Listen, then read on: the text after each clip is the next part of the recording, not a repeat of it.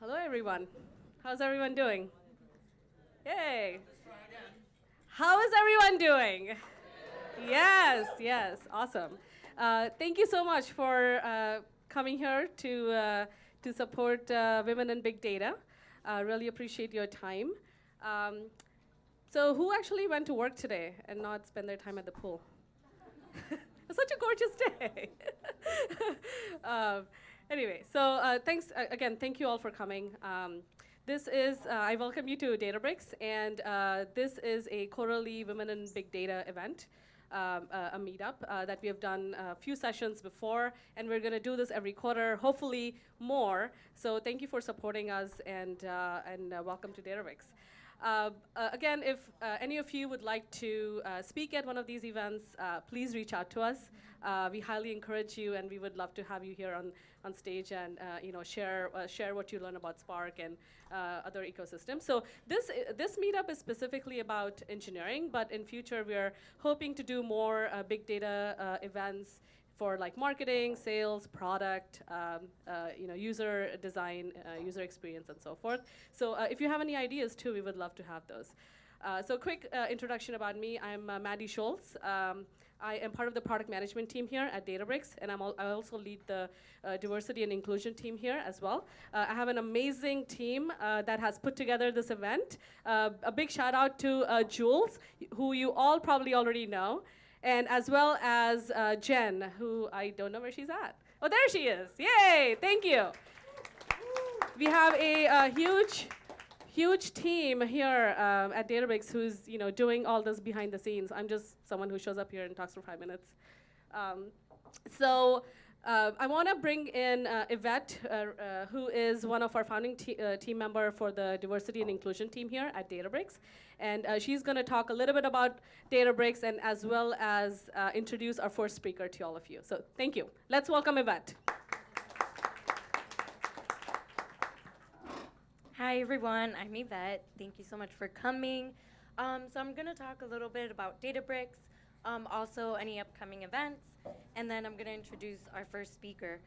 So for those of you who don't know what Databricks is, our founders started the Spark research project at UC Berkeley, and which later became Apache Spark. And for the past 10 years, we've been using cutting-edge systems to extract value from big data. Databricks provides a unified analytics platform powered by Apache Spark, and it helps teams collaborate with data engineering and lines of business to build data products. We're currently available on AWS as well as Azure as of last week.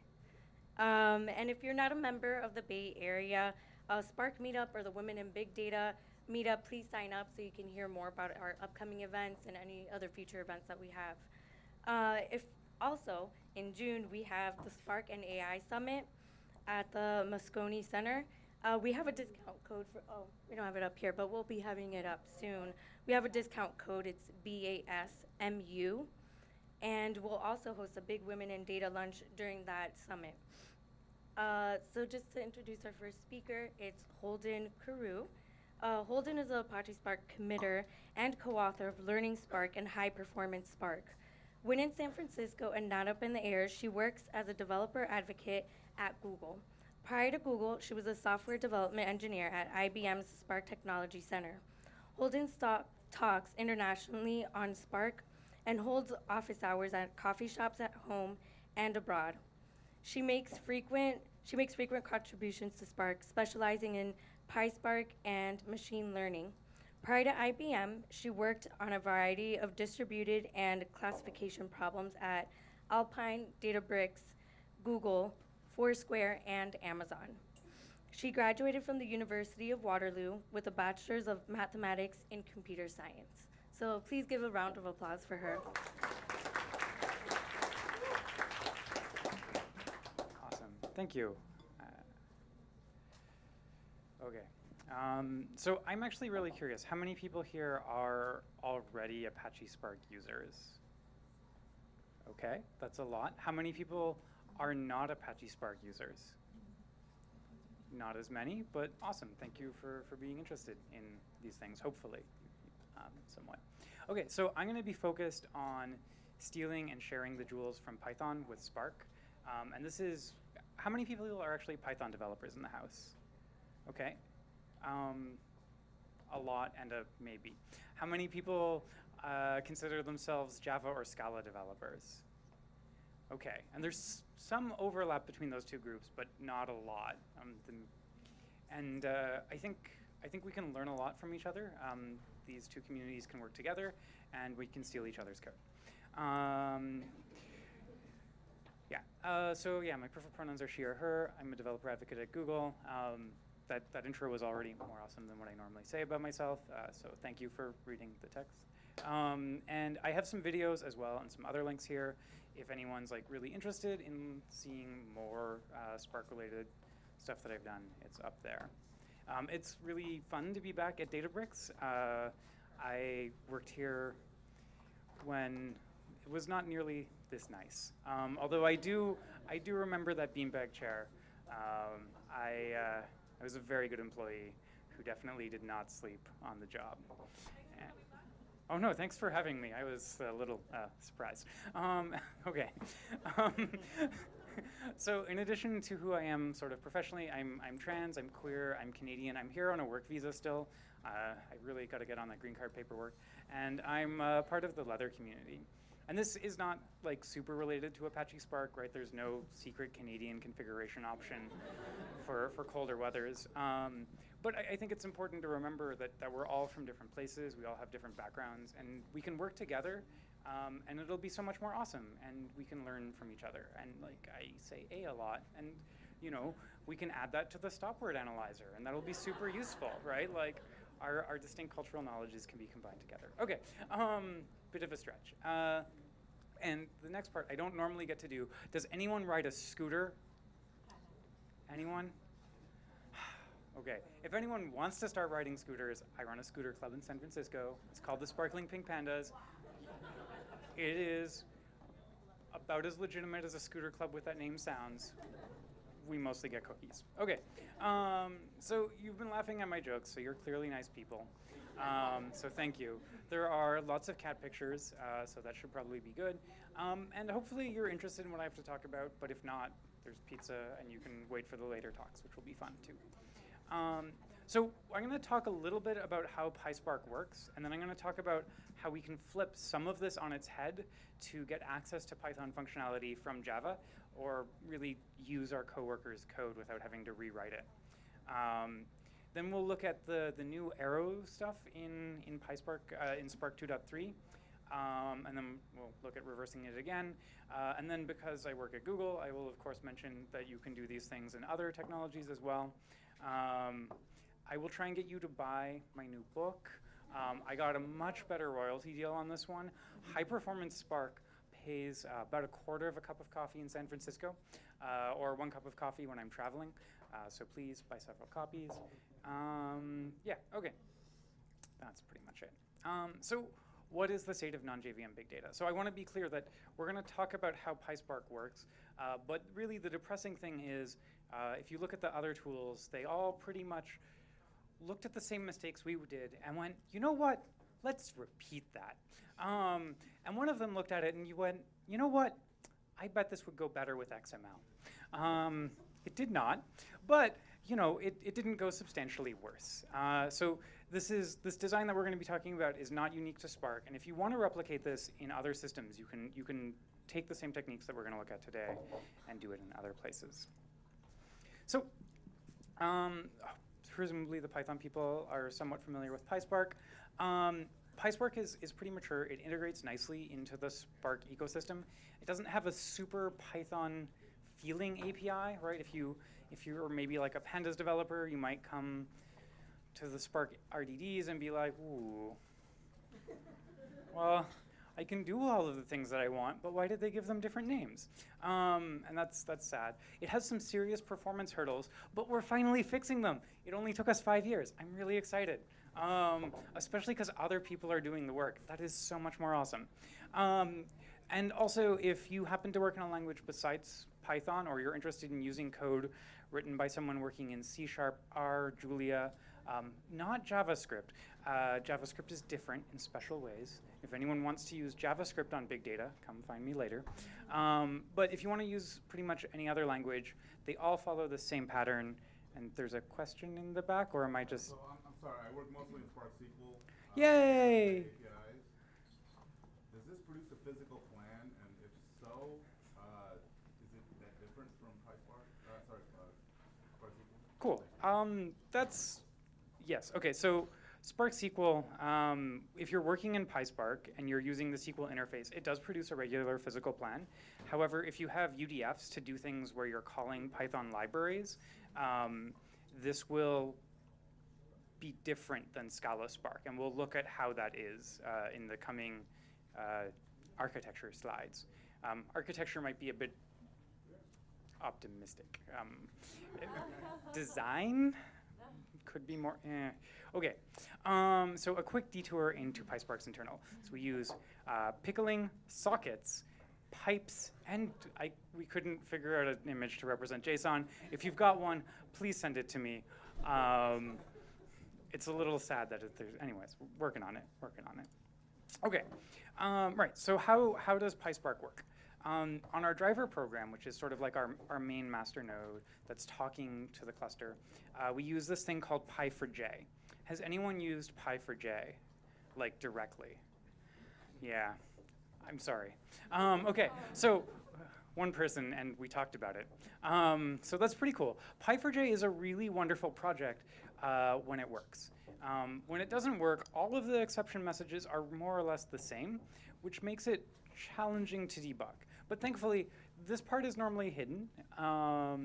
But unfortunately, to use PySpark in reverse, we're going to have to peel back some of the covers and see the things that it normally hides from us. And yeah, pickling and JSON, and then a good healthy dose of magic as well. And as we were mentioning, Spark SQL and data frames does avoid some of the pickling, which we can talk about. So this is the architecture diagram, very, very architecture-y. We can see we have arrows pointing at boxes, and inside of these boxes, we have arrows pointing between logos. So on our driver program, what normally happens is we start up Python. Python goes and says, ooh, I need the JVM. For better or worse, starts up the JVM, and it makes a socket, and then they start talking to each other over this socket. And it also sets a whole bunch of environment variables. And this part will be important later in depressing ways.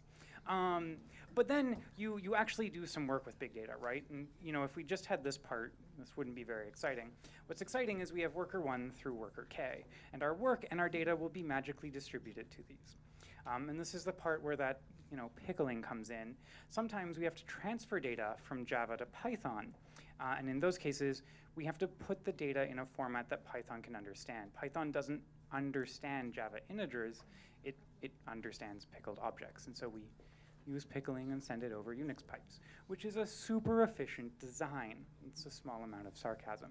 But it turns out that when you have a distributed system, you can solve small constant factors of inefficiency with money and cloud providers.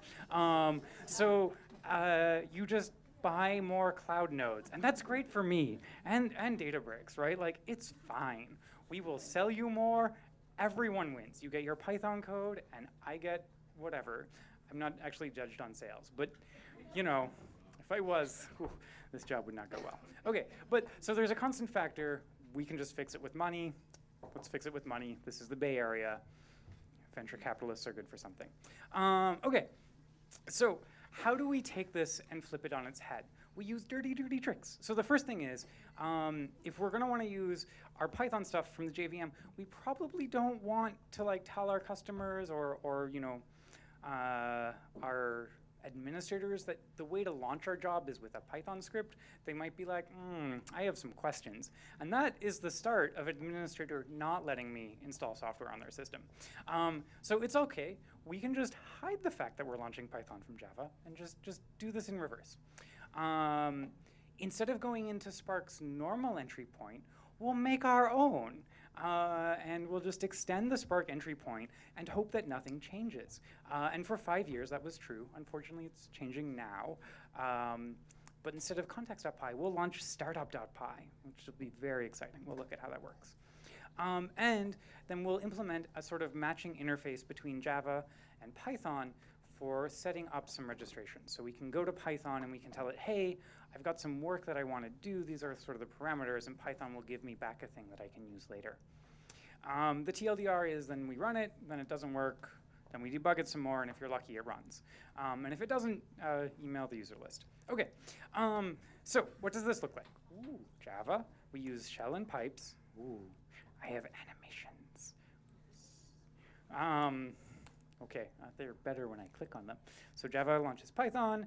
Python starts as py4j, and then, OK. I screwed up the animations on this slide. OK, so on this one, once we have this py4j thing, what we're going to do is Java is going to go ahead. Well, let's fill it in. OK, right. It's actually talking to Python. This is not the biggest surprise. And it's going to go and say, hey, someone asked me to use this Python function. Can you put it in a serialized form for me that I can use? And Python will go like, oh yeah, sure, that sounds fine. I'll just send it back in the normal way. And it won't even have to know that anything untoward is happening. It's delightful, except for when it breaks. But that's OK. And so instead, we can think of it as looking like this. Actually, I probably should have put Python here. So pretend that I just swapped the order here. But on the workers, it's still the same order. We still have the Java workers starting up the Python workers and then calling them. OK, so this demo is done inside of a repo called SparklingML. And SparklingML is this project which came out of, well, I had $5 for a logo, and I had a fun name, and then I needed to make some software. So that's where it came from. And the idea was that getting machine learning algorithms into Spark is really, really hard. And part of that is my fault, right? I'm a committer on Spark, and I just don't have the time to review a lot of machine learning algorithms, right? For one thing, as mentioned, I have a bachelor's degree. There's nothing wrong with people who just have bachelor's degrees. Clearly, I have one. But my enjoyment in life does not come from sitting down and reading research papers. And that is what is required to merge new machine learning algorithms. I have to go and make sure that other people have done their job correctly when I am unqualified to do that job. And that's hard. So instead, we'll put it somewhere else where we have a lot lower standards. And that is what we're going to be focused on today, is lowered standards for success. But don't worry, this is all built on top of Spark. And the nice thing is it doesn't require changing the internals of Spark. SparkML is actually built in a fairly extensible way, so we can go ahead and we can add new stages to it, even if we're not part of the cool Spark club. We can have our own little club over here with funny hats. Yeah. Ooh, I forgot to introduce Boo. This is Boo. She's my co-presenter, and she's wearing her Pikachu onesie and hat. Anyways, OK. Yes, serious business returns. So what goes inside of a startup.py?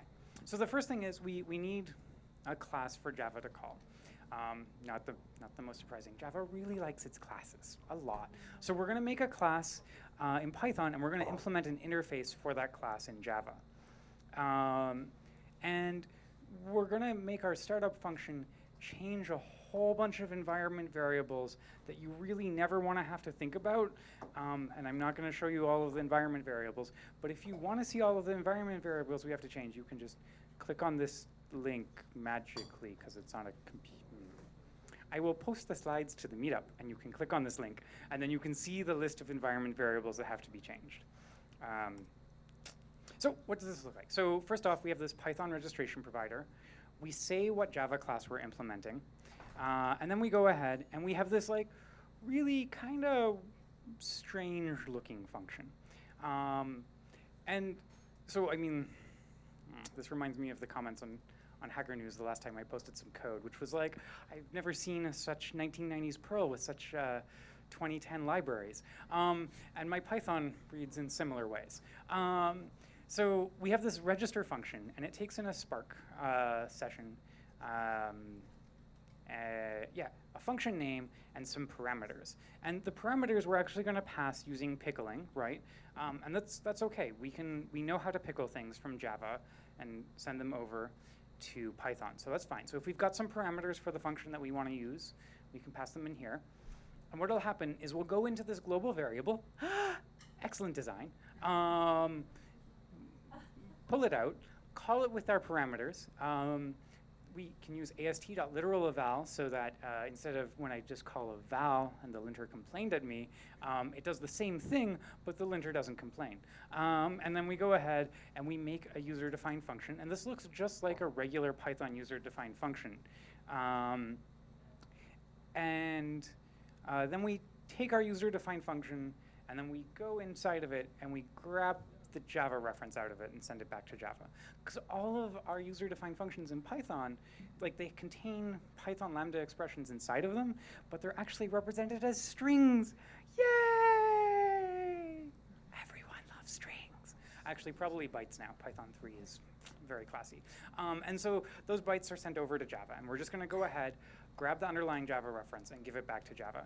If it fails, we're just going to print that it failed, because if I actually throw an exception, debugging exceptions is really hard in Py4j, so print statements for life. Yeah. Okay, so what does the Java code look like? Okay, we just call that function. Super fun. And we have a trait which has that same class name. Sorry, we have a trait which has the same function signature. And it's just blank implementation. And then the rest of it is kind of boring, but it's in some files if you want to look at it. It's just some traits, and then a bunch of boilerplate which says, hey, what's up? I'm actually implemented by this Python thing. And so you can go click on that link in the same manner described earlier and see that. So, okay, that's a lot of boilerplate that we've gotten through. So let's count some words. Yes, word count. Damn it. Okay. So as I learned when I was at Databricks, I got my official big data instructor license. One of the union requirements is that we always have a word count example in everything. And so as such, one of the demos pretty much has to be word count. But we can use Spacy to do word count. Does anyone like Spacy? There was one person nodding their head and a wave. Yay, 3 people! That's amazing. Oh, that's sad. What's people's preferred NLP libraries in Python? I have a treat for you in 2 to 3 slides. I do not remember. Okay, whatever. So we use this thing called Spacy Magic. You don't actually have to use this thing called Spacy Magic. You could just import Spacy like normal. This is just a broadcast variable so that I don't have to set up Spacy in every call because I'm lazy. And I can go ahead and I can tokenize my text. Yay! And I can support different languages. My first job out of college, I worked at Amazon, and we made this feature, which I don't know if I'm supposed to talk about, and we launched it, and it was great. It resulted in a thing moving slightly upwards. And that was considered a great success. So much of a success that we were asked to make it work in other places, and I was like, that's great. What could go wrong? Every language uses space for separating their words. And then Holden realized that Holden had not seen much of the world. Small town Canada to Seattle, not all that different. And then it was like, ooh dear. And I found a new job, don't worry.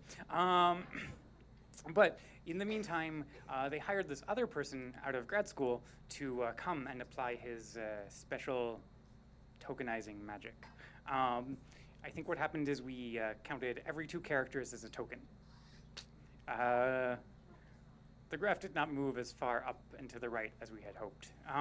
But in the meantime, other people who are better at things made libraries to do tokenization. So we can just use those, and that's fine. And so now we can do non-English word count. We can take this example and take it to Japan. I tried that once. It did not go as well as I hoped. The lack of translator may have impacted the quality of the talk. But I still got a free flight to Japan, so it's okay. Okay, so how do we use this quality software? We make our Spacy tokenizing Python class. We set our language to English because I don't actually speak Japanese. And we see if Boo is here. Hi, Boo. And then we set our input column and our output column, and then we call our transformer. And the cool thing about this is this transformer is a valid ML transformer. If you want to use this in part of your machine learning pipelines, if you want to do data prep for non-English languages, you can do this. If you do it in production, please tell me, because that would be useful for me convincing my boss to pay me more, which is a forever goal. And so, yeah, this is a thing that you can do. It will work. It's awesome. And we tested it on genuine big data. There were 2 input entries, not just 1. And the result has 3 entries. It's really big data. OK. So you might be like really excited, go and do this. And then you might realize that this is kind of slow. And that's unfortunate. And if we think back to that architecture diagram, the one with the pickle, the fact that it's kind of slow becomes a little less surprising. Because we're sending all of our data from the JVM into Python over Unix pipes with pickles. And as delicious as pickles are, it's not a very fast serialization method, especially because we're using a Java pickling library. And Java's really great at binary manipulation, right? And if you believe that, I have a deep learning system to sell you. But that's OK. We could try Jython, right? Everyone loves Jython. Oh, OK. So we can make it go twice as fast. Vroom, vroom, vroom. Vroom, vroom, vroom. Vroom. Come join my scooter club. Unfortunately, I did that. And then it turned out that my example didn't run anymore because my example used C code. And then that didn't work in Jython. And so this was a really fun week, but useless. So we can make it go twice as fast. But yeah, it is a bad idea. But if you're just doing word count on English, it gets up to within 5% of native Scala code. So like, ooh. Surprisingly, not convincing enough to merge a 100 meg jar into the Spark dependencies, but that's all right. And I have this graph which shows word count goes fast, very fast. OK, no one's buying it. That's fine. But it's OK. Some other people who are really awesome. OK, so this says 3 to 6 months, but it actually works today, kind of. If you use it in production, please tell me, especially if you're a publicly traded company. Yeah. Right, OK. So it's merged into Spark. It's in Spark 2.3. You can use a faster interchange besides pickling. And it turns out that's not that hard. That's like, I'm more space efficient than XML. It's like, good job, but yeah. OK, right. And the other thing is, like, you can use Arrow for more than just Python. You can use Arrow to accelerate CUDA for like your deep learning fanciness. You can accelerate, I don't know. There's a Go package if you want to use Go. There's even a JavaScript package if you want to run JavaScript on big data. Once again, come talk to me if you do. There's some special considerations. But we can use it today. Yay! The user-defined aggregate functions don't work quite as well as they should, but they kind of work. And kind of work is good enough to put into production when I don't work at the same company as y'all. So we're good. So let's do that. We're going to have as much fun as this cat. Yeah. OK, so here's a vendor benchmark from our wonderful hosts. Thank you. And oh, I didn't think where I was going to be delivering this. OK, well, this is awkward. OK, so this very high quality vendor benchmark may imply that this could be up to 242 times faster. And it could be. It is unlikely to be 242 times faster. But it is probably going to be faster. But if you're interested, you can go take a look at this blog post, and you can see what they did. And you can see sort of how far off the work you're doing this sounds. And you can go from there. OK, As we all know, Python excels at numeric computation. Adding the number 1 is numeric computation, so this is a great example. That is not word count. So lovely. And so we can see here, we use this pandas UDF decorator. We say what our return type is, and we roll with it. Similar things for things that want to return complex types. And okay, NLTK friend, yay! Who liked NLTK? 3 people. There are not a lot of people that like NLP in this audience. I kind of didn't do so great on the judging there. But it's okay, you can use this for things besides NLP. It's just, that's the one that I like. So we can use the NLTK fader sentiment analyzer. Ooh. Okay, bad joke. And so I'm mostly curious, one of the things that I'm really curious about is how angry people are on open source mailing lists, and if that impacts anything. Or alternatively, a nicer way of phrasing it is, how positive are people on open source mailing lists, and does it encourage anything? So let's focus on the positive, mostly because when I made this example, very early on, you could only return 1 thing. But as you can see, we can return 2 things, so that's fine. This example is a little out of date. And we can use this from Java again. Ooh. Okay. Oh, yeah, that's true. Okay, by from Java, what I mean is the JVM. And you can rewrite this into Java. Just add a lot more alligators to eat each other. Well, hopefully they don't all die, but whatever. So we have Boo is happy and Boo is sad. We won't think about the second one too much. Boo is happy comes out with a positive sentiment. That's looking good. Okay, and back to word count. Yay! Okay, this is the same thing. Why did I have it twice? Oh, I remember now. Okay, the difference here is that our input is a series instead of a string.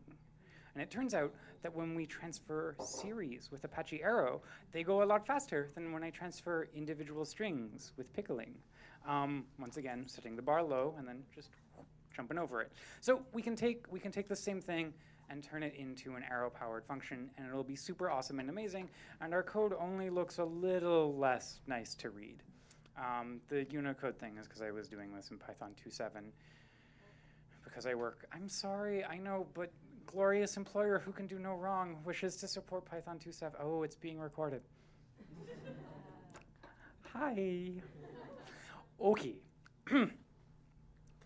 Anyways, moving on. Okay, so maybe you're like, Holden, this sounds amazing. I want to do this. And in that case, once again, come see me. I have a bridge to sell you. But you may also have this problem where you need to use these libraries, and these libraries may not be installed on your primarily Java-focused cluster. Oh, 5? Okay, thank God. Cool, we good. So option 1, talk to your vendor. If you use Databricks, they have a thing where you can click and install things. I'm not allowed to use it anymore. So I wrote a sketchy open source package. Okay.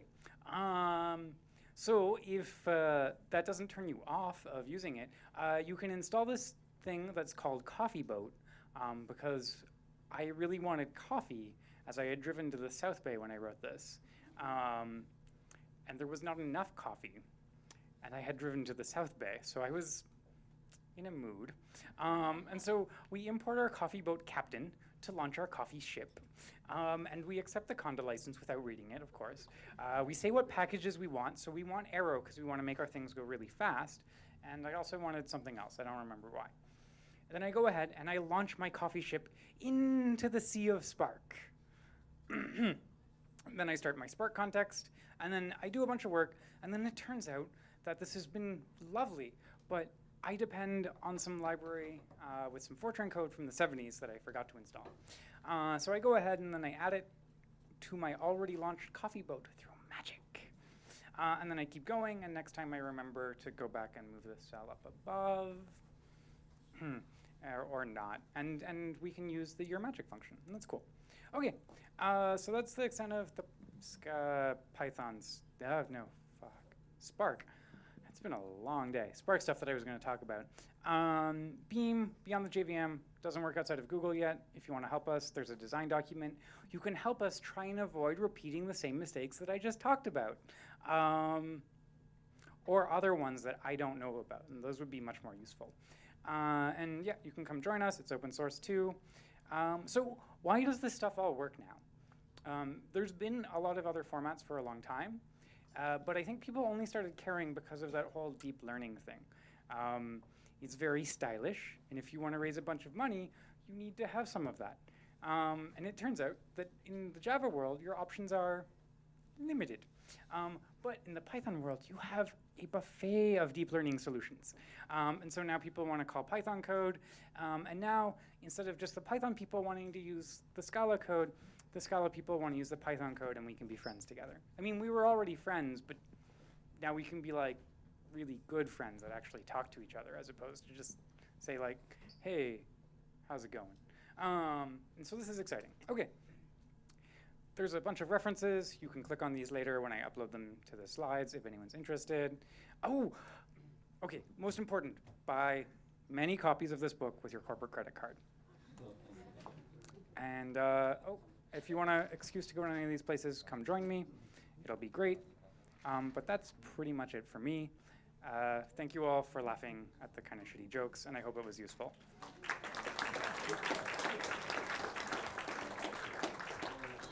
Okay, I have time for one question, or you can come find me later. I will have Boo with me. Okay, we will do the come find me later approach. Thank you.